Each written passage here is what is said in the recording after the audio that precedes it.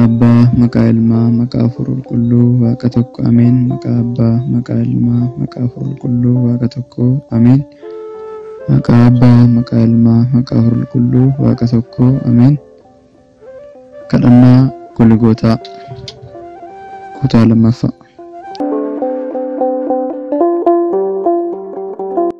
Bakka kitaabni kun jirtu bara baraan dhiifamnii fi quufni gammachuu haa ta'u. Bakka maqaan kee itti waamame, bakka fakkiin kee jiru, bakka yaadannoon kee godhametti, bakka kadhannaan maqaa keetiin gaggeeffamu hundatti humnoonni diinotaa hin dhiyaatan. Ergamoonni dukkanaa dhoksaadhaan nama dhiphisan hunduu ni fagaatu. Kitaabittii kana ulfinaan qabatee kan kadhatu humni dukkanaa isa hin golgani. Hafuuronni xuraa'oon jinniiwwan ta'an itti dhiyaachuu hin danda'anii. Halkan abjuudhaan kan nama naasisan, guyyaas qoraattiidhaan waraanuu nama gufachiisuu fakkaatanii kan dhufan, buddeenaan fudhamuu yookaan bishaanii fi farsoodhaan fe'amuutiin kan fakkeeffaman, machii fi dheekkamsatti kan fakkeeffaman, garaacha namaa luqqisuudhaan singiggootti kan fakkeeffaman, dhukkuba ilkaaniitti,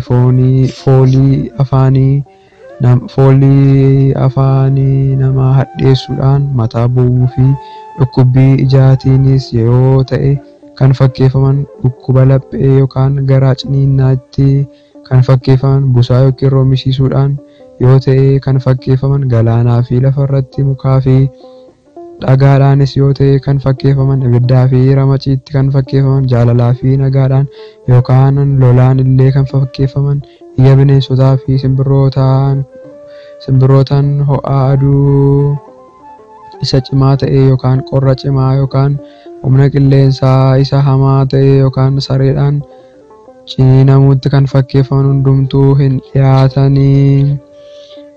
Buutiin hidhamuu, ibiddaan gubachuu, dukkana halkanii fi ifa guyyaatti kan fakkeeffaman isaan kun hunduu itti dhiyaachuu hin danda'an. Kitaaba kadhannaa kana sammuu qulqulluudhaan kan kabaje iji budaa hin sodaachisu. Kitaabni kun bakka dubbifamutti midhaan kan nama saaman, saamtonni kan gomatan, kan qoricha namatti godhan, bineensota daggalaa halkanii fi guyyaa kan argamanii fi hin argamne, cabbiin, ilbiisota awwaannisaa yoo ta'an dhiyaachuu hin danda'an, sangaa fi ameessillee yoo dhukkubsatan kitaabni kun yoo dubbifameef dhukkubni hamaan isaan hin tuqu. Kitaaba kadhannaa kana qulqullinaan kan qabatu hunda dhukkubarraa nan fayyisaa. Rakkina nama dhiphisurraa isaan oolcha. Dhukkubicha jireenyaa fi fayyinaaf yoo ta'e illee ani dafee irraan kaasaa. Cubbuu yoo qabaates ni dhiifamaaf. Dhukkubichis du'aaf kan ajajame yoo ta'e illee ani dursee ergamoota ifaanan ergaa fi lubbuu isaa kabajaan fuudhanii gara kootti ni dhiyeessu. Samii sadaffaas yommuu ga'u ergamoonni xuraa'oon hin mormaniin, jinniiwwanis isa waliin dubbachuu hin danda'an. Lammaffaas ani yeroo sodaachisaa ta'e sanatti isa nan gargaaraa. Anii fi amalummaa abbaa tokko, amalummaa jireenyaa koo isaa dhugaa kan ta'e Hafuurri Qulqulluun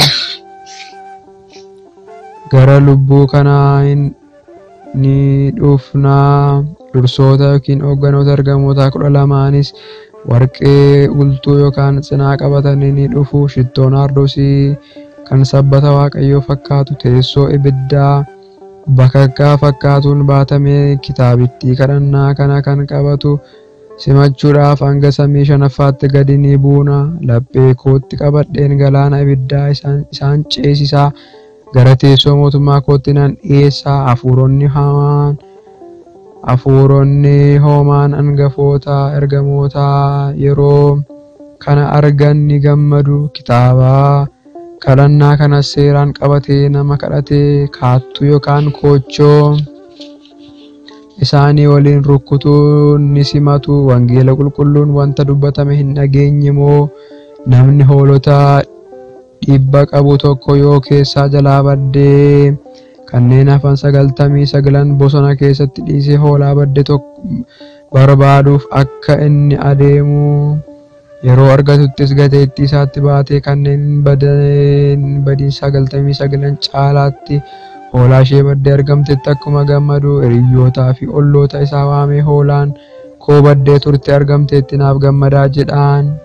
Dhugaan isiniin jedhaan kanneen qalbii jijjiirrannaan isaanin barbaachifne caalaatti yeroo cubbamaan tokko qalbii jijjiirratu samiirratti gammachuu guddaan akkuma godhamu lammaffaas kitaaba kanaan nama kadhata dhiyeeffatuu fi qabatutti hoomaan ergamoota samii ni gammadu.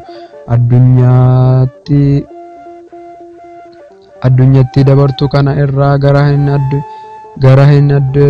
addunyaa hin dabarreetti adeemuuf lubbuunsaa foonsaa irraa yeroo addaan baatutti mana koo qulqullummaa koo isa samii nan dhaalchisa.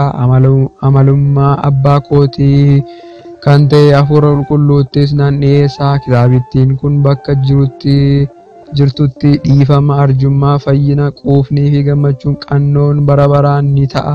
Dhugumatti bakka kadhannaattiin kun itti kadhatamtee fi dubbifamtetti dhagna gubaan rommuun akaakuuwwan dhukkubaa kamiyyuu hin dhiyaatan. Kitaabittii kadhannaa kana nama qulqullinaan qabateef ijoollota isaa qarshii fi qabeenya isaa nan eebbisaaf. Kitaabittii kanatti amanee laphee qulqulluu fi amantii dhugaadhaan shakkii tokko malee bishaan irratti kadhatameen kan cuubame kan dhugee karaa isaa fi balbala isaa irratti kan facaase ani kadhannaa isaa nan dhaga'a. Wanta fedhaa isaas nan taasisaaf. Mikaa'elii fi Gabreeliinis fedha isaanii guutuu fi yeroo hundaa gara isaatti ni dhufu. Kitaabittii kanas nama qulqullinaan qabate hangafootni ergamootaa yeroo hundaa dhufanii isa daawwatu. Yaa haadha koo Maariyaam, samii fi lafarratti abdii kana hundaa siif kenneera. Abaarsi foonii fi lubbuu kan irra hin jirre giiftiin keenya dubroo Maariyaaminis yaa jaallatamaa ilma koo kanati jettee hunduu dhugaa akka ta'e nan amana jetteeni. Gooftaanis deebisee yaa haadha koo Maariyaam, Waaqayyo abbaa kootiin maqaa koo Kiristoosiin hafuura dhugaa Pharaaqlixoosiin waadaa siif galeera jedheen. Ergaa gorsa kootii Mikaa'eliin gammachuu dhaloota koo kan sitti himee ergamaa Gabreeliitiin waadaa siif galeera. Qoochoon isaanii 6 kan ta'ee fi ijaan guutamoo kan ta'an teessoo koo kan baatan beelladoota 4 yookiin kirubeeliin waadaa siif galeera. Qulqulluu jedhanii jiraachuu koo tokkummaadhaan kan galateessan luboota samii 24 yookiin suraafeliin teessoo koo aarsaa ixaanaa ulaniin waadaa siif galeera. 90 ta'anii mirgaan kan dhaabbatan, 90 ta'anii bitaan kan dhaabbatan, 90 ta'anii duubaan kan dhaabbatanii fi 90 ta'anii fuuldura kootiin ergamoota dhaabbataniin waadaa siif galeera. Ergamoota dammaqootaan 90 baay'ee ta'aniin waadaa siif nan galaa. Dursaa uumamtootaa kan ta'e Addaamiin, ijoollee Saabeelii fi Seetiin, Qaayiniin fi Meelaali'eelinaan waadaa siifan galaa. Henokii fi Henoosiin, Yaaredii fi Maatusalaatiinis waadaa siif nan galaa. Lammaffaas lafti kun danfa bishaaniitiin akka hin banneef kakuu samii fi lafaa kanan galeef garbicha koo Nohiin waadaa siifan galaa. Seera koo eeguudhaaf dursaa kan ta'e Seemiin, fakkeenya koo kan ta'e luba Melkiiseedeqiin waadaa siif nan galaa. Jaalallee koo Abrahaamiin, jaallatamaa kan ta'e Yisaaqiin sanyii isaa 12tti qoodee kanan kabaja Yaaqoobiif jedhee waadaa siif nan galaa. Yihuudaa fi Faaresiin, Yoosefii fi Biniyaamiin, Lawwii fi Yisaakooriin gosoota Israa'el 12 waadaa siif nan galaa. Barreessitoota seeraa kan ta'an Henokii fi Eeliyaasiin waadaa siif galee ji'a 9 fi bultii 5 kanan keessa bule qulqulleettii gara keetiin waadaa siif galeera. Mi'aan isaa dammaa fi sukkaara irra kan caalu qulqullinni isaa burqaa bishaan Edenii addeenyi isaa cabbii fi aannan irra kan caale harma kee aannan na obaasanii na guddisaniin waadaa siif galaa.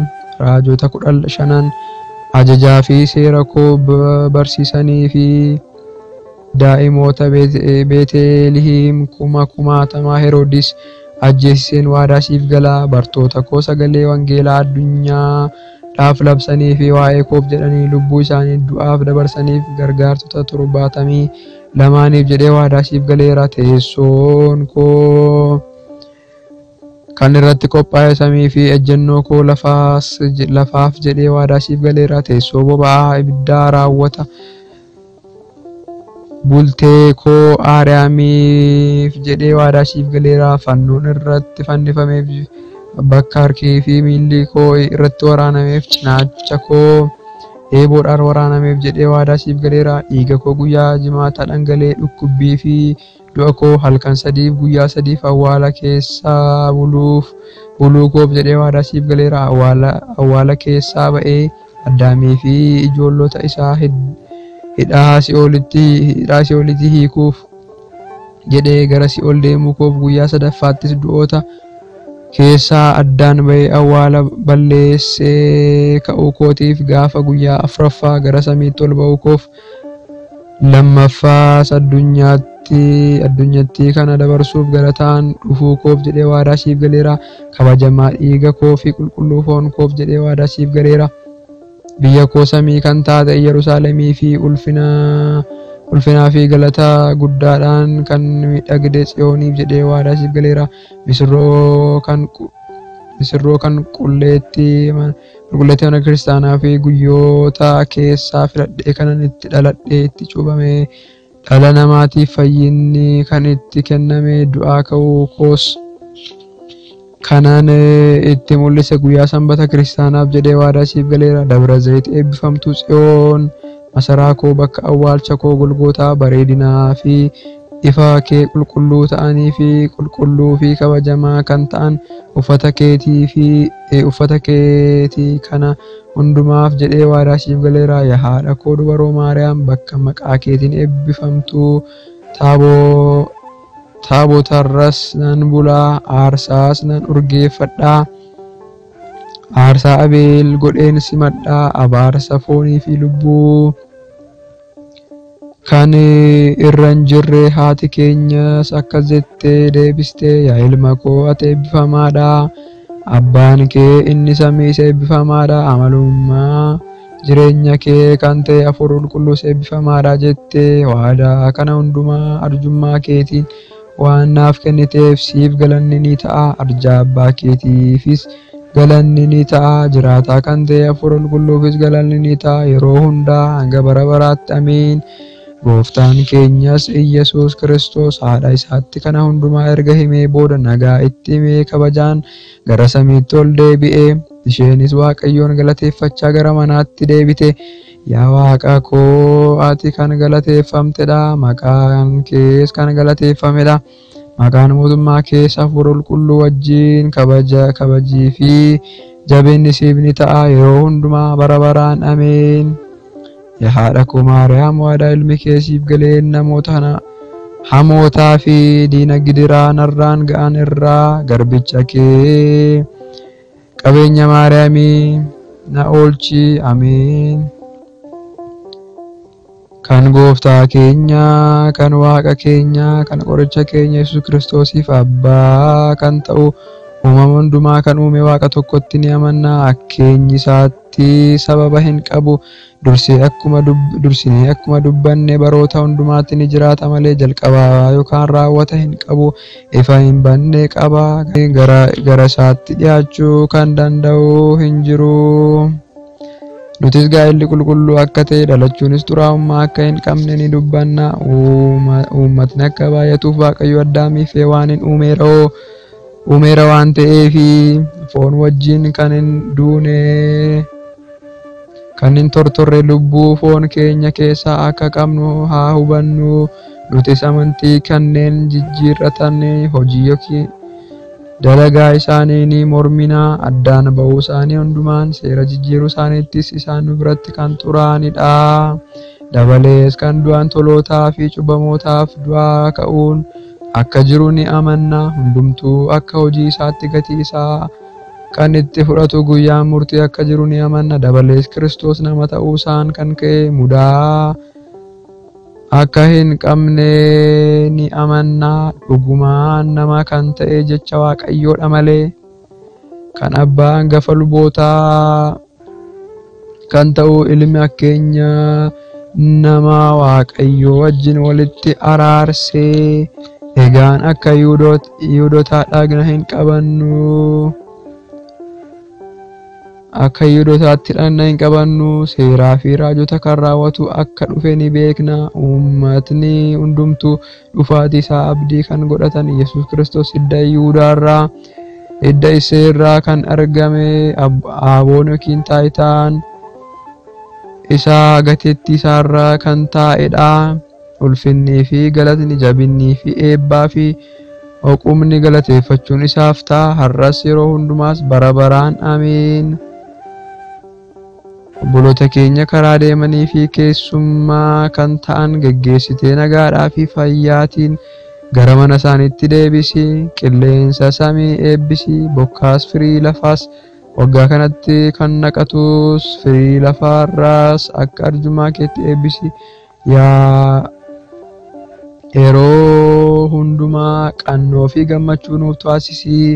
Nagaa kee nuuf cimsi. Yeroo hundumaa uniif waan gaarii akka godhaniif jaboota kan ta'an laphee moototaa deebisi. Qulqulleetti mana kiristaanaa keetti yeroo hundumaa kan walitti qabamaniif beektota mana kiristaanaaf jaalala kenniifi. Hunduma isaaniif tokko tokko isaaniif maqaa isaaniin jaboota kan ta'an fuula namoototaa duratti nagaa kee baay'isiif. Yaa Waaqayyoo keenya, amantaa sirrii ta'een ta'anii kanneen muganii fi kanneen boqotan lubbuu abboota keenyaa fi obboloota keenya, obbolootawwan keenyaas boqochiisi.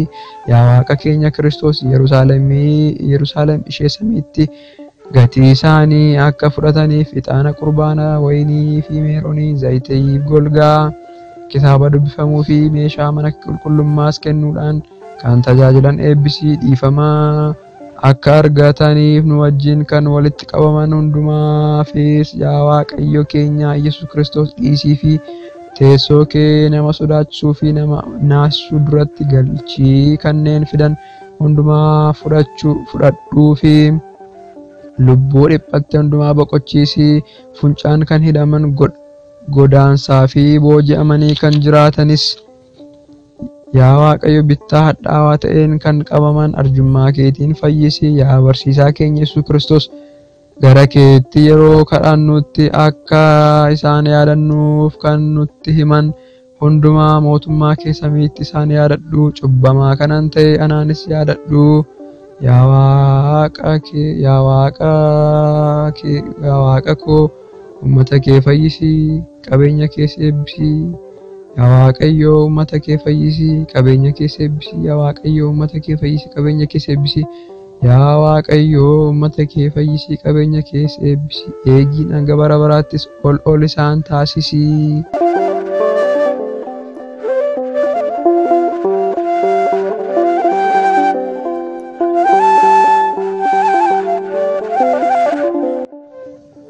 Galanni Waaqayyoof, haadha isaa dubroo Maariyaamiif, ulfaata fannoo isaatiif hanga bara baraatti ta'u. Ameen.